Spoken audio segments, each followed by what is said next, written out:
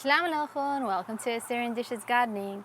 I'm Julian and today I'll be showing you how to grow cherry tomatoes and beefsteak tomatoes from seed in a container. So let's start gardening.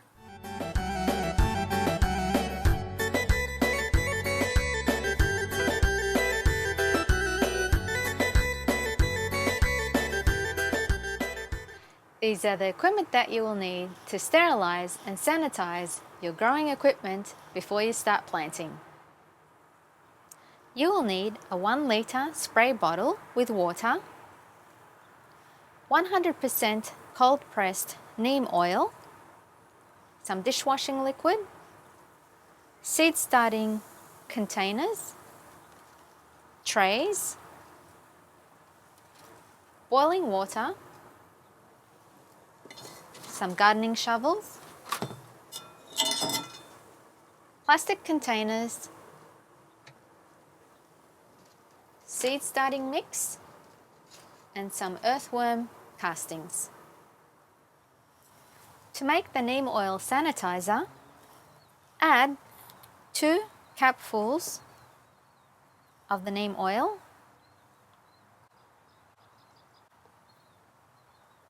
and 2 drops of the dishwashing liquid and shake.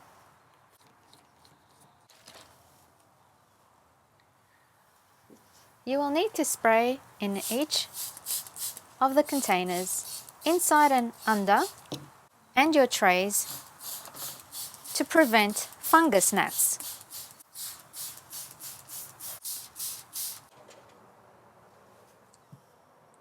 To sterilize your seed starting mix, you will need a container, add about 10 litres or 3 gallons of seed starting mix.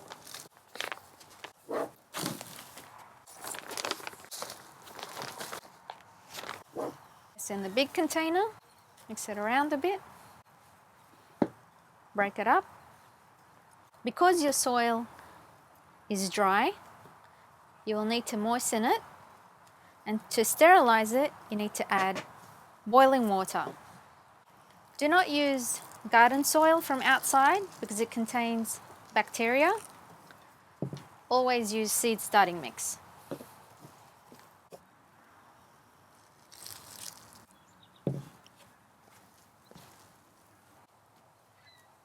Your soil needs to be moist, but not too moist that it's too wet. Just needs to be just right, just like a cookie dough. Let it sit for a while, for about 5 minutes, so the boiling water sterilizes the soil. Then you will need to add 1 cup of worm castings to your seed starting mix to give it that extra nutrients, and 2 teaspoons of neem oil. Mix it all together and your seed starting mix is ready. These are the equipment you will need to start your seeds. You will need the sterilized seed starting mix, shovel, seed starting containers, trays, your seeds, neem oil spray, ground cinnamon, and some labels. First thing you need to do, check that your containers have drainage holes. The water doesn't stay inside your containers to prevent root rot. Next thing you do is add your soil, not all the way up, just a little bit like that, and then we're going to add the seeds. Let's fill them all up first, and then I'll come back and plant the seeds. The first thing you need to do is put 2 holes about 1/4 inch down, 1 inch spacing in each of the containers.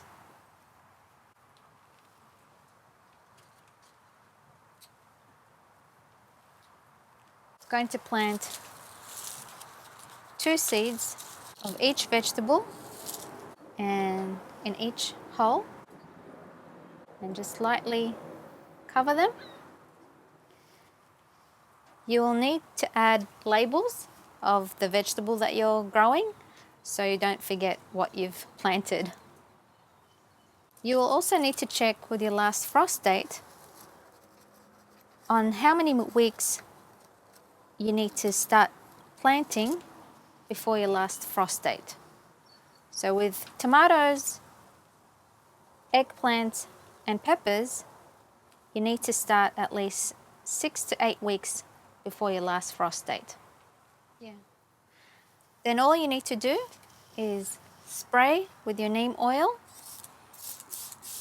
to moisten it and to sanitize and sterilize the soil to prevent fungus gnats. On top of that, sprinkle some cinnamon, which is an anti-fungal prevention.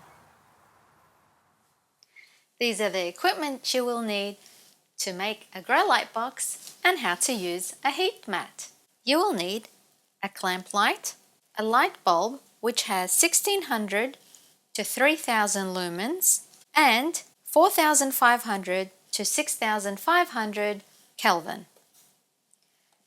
You will need a heat mat and a 66 litre plastic container which has a lid. You will also need a cardboard box to lift the trays of your plants to be close to the clamp light, and you will need a marker and a box knife. The first thing you need to do is to disassemble the clamp light. Draw with a marker the point where you're going to put the clamp light to hold the edge of your lid and the center.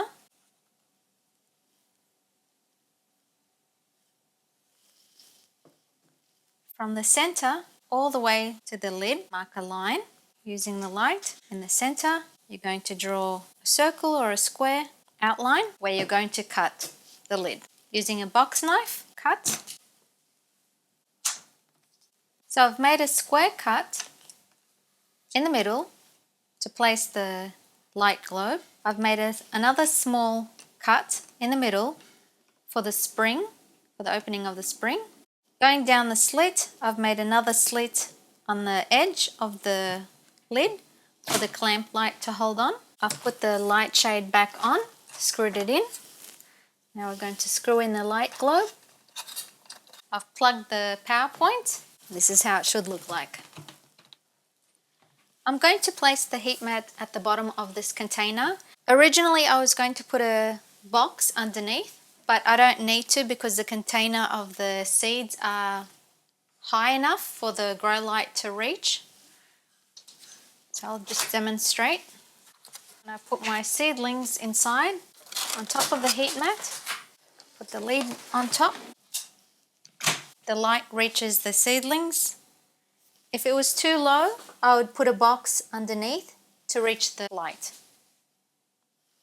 Keep the seedlings inside the grow box for 18 hours with the grow light on and 6 hours off, and keep the heat mat on all day. Today I'll be giving you a 1-week growth update on our seedlings. I needed some extra equipment, so I'll let you know what they are. I wrapped around some aluminium foil all around the grow light box and I taped it on the sides just to give it that extra light inside to reflect. Where my place is in the basement, it's a bit cold and not too much light comes in, so this helps it out. I also got 2 feet light fixtures, grow lights, with a T5 light bulb and stand, which has 6500 Kelvin, which is full daylight. So I just wanted to let you know where I got these LED lights. I got these LED lights from Walmart. You can get them from any department store. They are 1600 lumens and 5000 Kelvin. I'm going to be making another grow light box for my other vegetables that I'm planting. I got this one from Amazon, which is 1600 lumens with 6500 Kelvin. This is the heat mat that I got from Amazon. I'll put all the links in the description box. These are the 2 types of T5 grow lights that I bought, which were from Walmart and one was from Home Depot, or you can get them at any gardening supply stores. This one's called the Jiffy Hydro Grow Light. It has the T5 light bulb with a stand. And this is called the Mackenzie Grow Light. It has the same thing, the T5 light bulb and the stand. It's very easy to assemble. Put them on. I'm going to have more plants coming down here. That's why I got two. I will also be showing you how to water your seedlings. You'll need a watering can with some water and a turkey baster. So I just wanted to give you an update on the seedlings. The tomatoes and eggplant, that's the beefsteak tomato and the eggplant, and that's the cherry tomatoes. They started sprouting after 6 days. Check on your seedlings every day, but after 2 or 3 days you'll notice that the soil is looking dry and it's time to water them. This is how your soil will look like when it looks like it's dry and it's time to water them. Always water your plants in the tray from the bottom. You don't want to water it from the top. Fill it up about a quarter of the way, because remember, there are drainage holes from the bottom. The roots need watering. You don't need watering from the top. Another way you can tell if your seedlings need watering, if the containers feel like they're light. When they're heavy, you'll know that there is moisture inside. So I'll keep the water in here for only about an hour or so. You don't want to keep them in there all day and all night, because then they'll start getting root rot. And I'll show you how to take them out after they've been absorbed after half an hour to 1 hour. It's been 1 hour that I've watered the seedlings, and I'll show you now how to extract the water. Using a turkey baster, take it all out like that. Remove the water back in your watering can. Remove all the water from the trays. Don't leave anything in there. It's been 2 weeks now and the seedlings have started to get some true leaves. This is the beefsteak tomato, that's the true leaves. These are the baby leaves. This is a cherry tomato. So they're now ready to get some plant food, which is organic, water-soluble fertilizer. This needs to be at least 555. So if you're close to 555, which is NPK, that's what you need. Don't go over. If you do, you need to lessen the strength. I will also be separating the plants because they're too big to be in one plant for 2 vegetables. Potting them up again in these containers, which I've sprayed with the neem oil to sanitize them. And I've sterilized the seed starting mix with the neem oil, and I've added about a cup of worm castings. You'll also need some new labels, some cinnamon powder on top when we seed them to prevent fungus and mold. And we're going to be spraying them with a neem oil spray solution. You'll need to start feeding your plants with some plant food, organic fertilizer or compost tea as soon as they start getting their true leaves. Feed them every 7 days, but water them every 2 or 3 days when you see that their soil is dry. I'm going to place 1 teaspoon of this to some water. Mix it up and always water from the bottom of the tray. Keep this in here for about half an hour to 1 hour so the soil can extract the nutrients. Then you will need to extract the water out so you don't get root rot. It's been 1 hour since I've watered the plants. Now let's remove the water. Using the turkey baster, I just extract the water, place it back in the watering can. You can always use this plant food water solution to put back into your grass. Now I will be separating the plants and potting them in a different container so they have more room to grow. Beautiful roots that are growing. I'm just going to separate them carefully. 2 separate plants.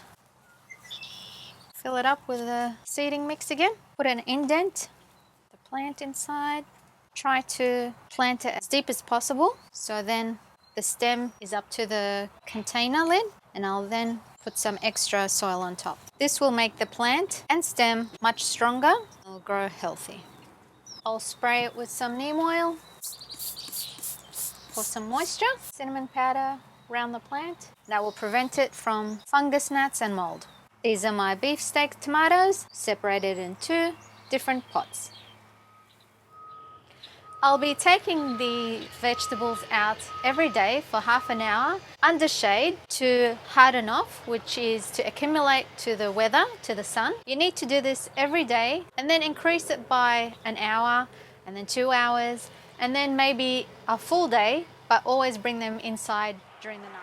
It's been 8 weeks since I planted the beefsteak tomato and cherry tomato from seed. Now it's time to plant them in containers. These are the equipment you will need. You'll need some organic vegetable potting mix, some mulch or wood chip for drainage, some tomato cages, bamboo stakes. You'll also need some organic vegetable fertilizer, water-soluble organic fertilizer, earthworm castings. This is the potting mix and the wood chip for drainage. You'll also need a container with drainage holes. This is a 5-gallon container, a water container, some labels and some plant tape so we can tape the stems to the stakes. First thing we're going to do is add the wood chip at the bottom of the container for drainage, just like that. Then we'll add the potting soil, break off any lumps. This looks about right. We just fill it up to the line, just there. We're going to make a hole now in the middle. Plant only one tomato plant in a 5-gallon container.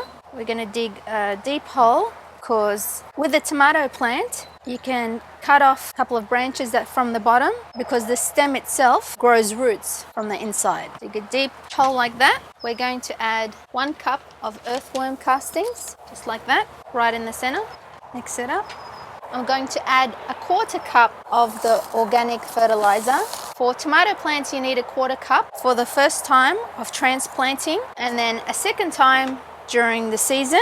Use only the specified amount for that vegetable. For tomatoes, it's 1/4 cup. Mix it in the soil. Take our tomato plant. This is the beefsteak tomato. Look how beautiful it's grown. 8 weeks. Take the label out. I'm going to take off these little branches off here from the bottom because you don't need them because these are going to grow inside the soil and grow roots. I'm going to cut these off. Cut this last one here and I'll keep this one. Just turn it upside down, just like that. Squeeze. Look at those beautiful roots. Turn it upside down, plant it in, place the soil back in. Now the next thing we're going to do is add the stake to support the tomato plant. Add some extra soil here. I'm going to place the stake, the bamboo stake, just close to the stem. Just like that. And I'm going to tape the planting tape to the tomato to support. I'm going to place one right here. It's Velcro, so it just twists around, doesn't damage the stem. Put one right here, just like that. Looks great. I'm going to add 1/2 cap of this organic water-soluble fertilizer into the watering can. Mix it up. Water the tomato plant. Going to add the wood chips on top for mulch. This will keep the soil moist and won't dry out the tomato plant, just like that. With beefsteak tomatoes, because it's a vine plant, it will grow out, so we're going to make it grow vertically. Now I'm going to plant the tomato cage on top. I've placed it through the stake, the pointy bits at the bottom. Just dig it in like that, all the way to the bottom. You can push through the stems through like this. This will give the tomato plant some support. And the last thing we're going to do is don't forget to label. This is my beefsteak tomato, and I'll come back when it's harvest time. And don't forget to always water your plant every day. Tomatoes need lots of moisture, and also add the water-soluble fertilizer to your plant once a week. And don't forget to fertilize with the granulated fertilizer. And this is the cherry tomato all staked up, and I've put the tomato cage. All I have to do is put the label and wait for harvest. Remember to water your cherry tomato every day with the water-soluble fertilizer once a week, and add the 1/4 cup of granulated fertilizer during the season.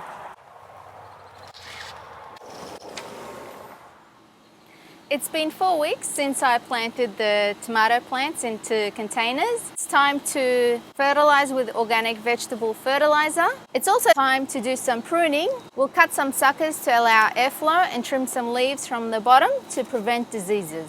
They've started flowering and setting fruit.